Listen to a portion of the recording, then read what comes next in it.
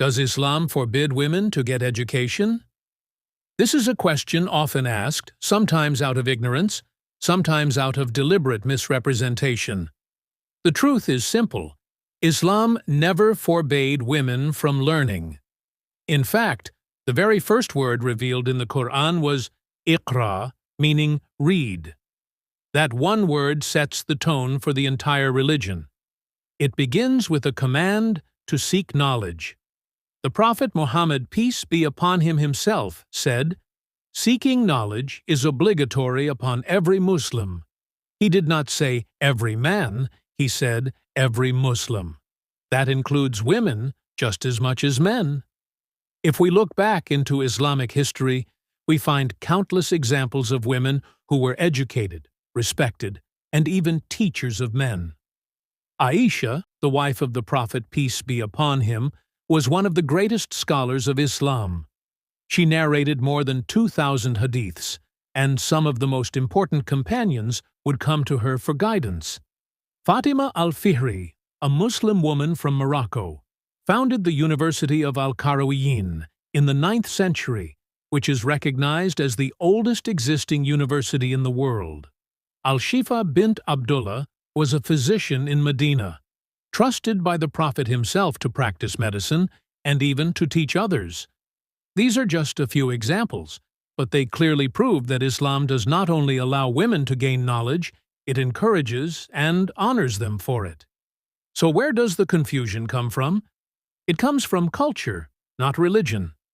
Over the centuries, some communities placed their traditions above the teachings of the Qur'an and Sunnah, building walls around women that Islam never built. Sadly, in our times, we see the consequences of this confusion. In Afghanistan, for example, after the devastating earthquakes that struck, thousands of women and children were left injured under the rubble. But when they reached hospitals, many could not find treatment. Why? Because the Taliban banned women from studying medicine, leaving almost no female doctors, and at the same time, they also forbid male doctors from treating unrelated women. The result is heartbreaking. Women lying in pain, unable to receive care, not because Islam told anyone to stop them, but because of man-made restrictions disguised as religion. This is a direct violation of Islamic principles. Islam teaches that life must be preserved above all else. The scholars of Islam have a rule: necessity overrides prohibition.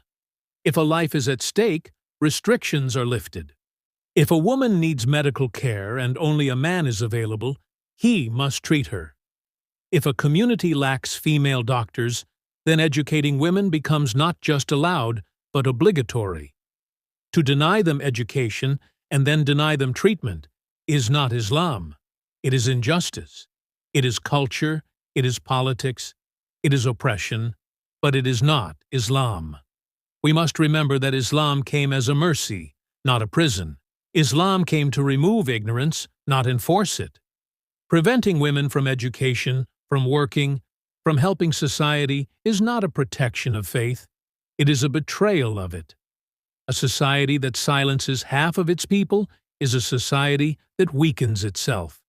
A society that stops women from learning creates its own suffering, as we see today in Afghanistan's tragedy. So when we ask, does Islam forbid women to get education? The answer must be loud and clear. No.